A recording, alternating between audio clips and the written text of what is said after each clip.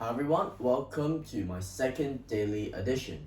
In this daily edition, I'll be focusing on the 9 factors of the DE2 that I did last week, in which I'll present what they are as well as how I plan to implement them into my business model.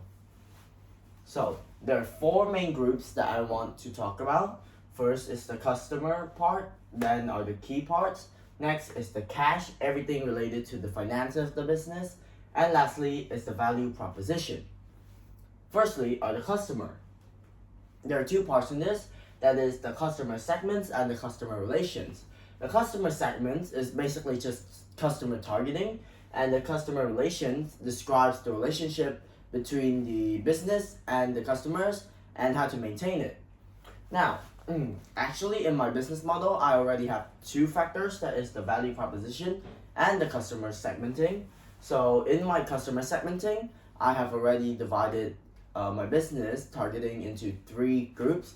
That is the tiny startups, next is SMBs or small to medium businesses, lastly are the larger corporations. And the relations with the customer, I plan to implement them along with the segments on how, because I think customer relations is a bit of a sub part of the customer segments. So, continuing. In the key part, there are 3 things: the key activities, the key resources, and the key partners that our business will have to maintain. The key activities describes the things that our business needs to do regularly or are important to our business in order to maintain it.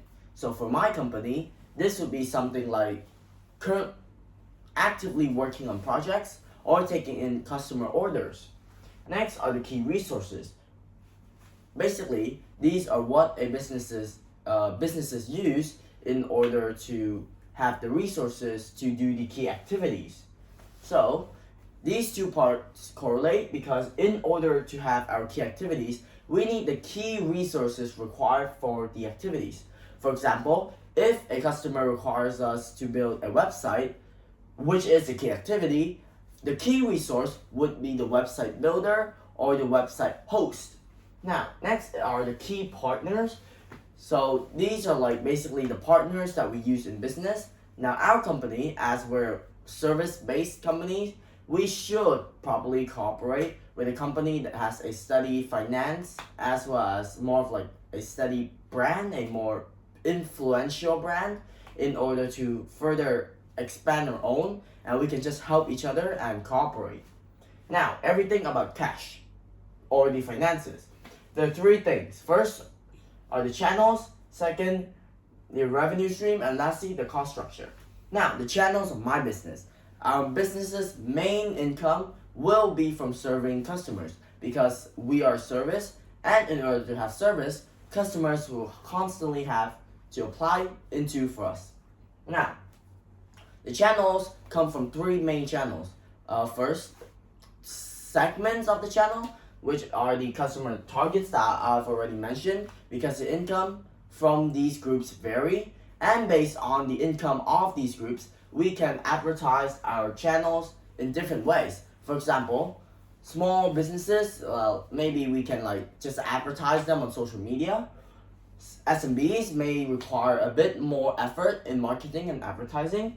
And in my opinion, larger businesses should probably have more of a deeper relationship with the higher-ups of that business. Next is the revenue stream, which is just cash flow that our business plans to manage. Next is the cost structure, in which our business, my business Vortex, wants to wants to structure the costs so that the amount of money that the customer is willing to pay us, since it varies, we will try and put around 20 to 30% profit, and that's not counting the creation fees, the employee paying fees, the wages, etc. And lastly is the value proposition.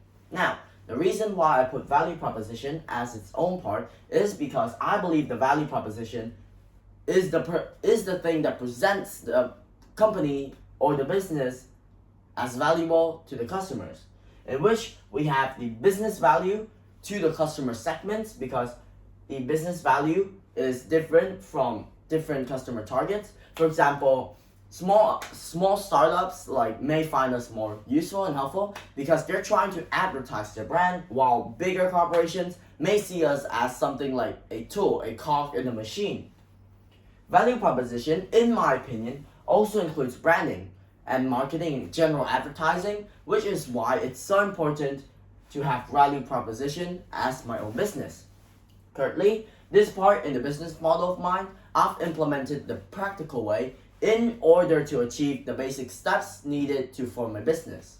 Now, that's all for my DE2. In summary, these are the 4 parts that I need in order to finish my business model, and thank you for listening. Have a great day.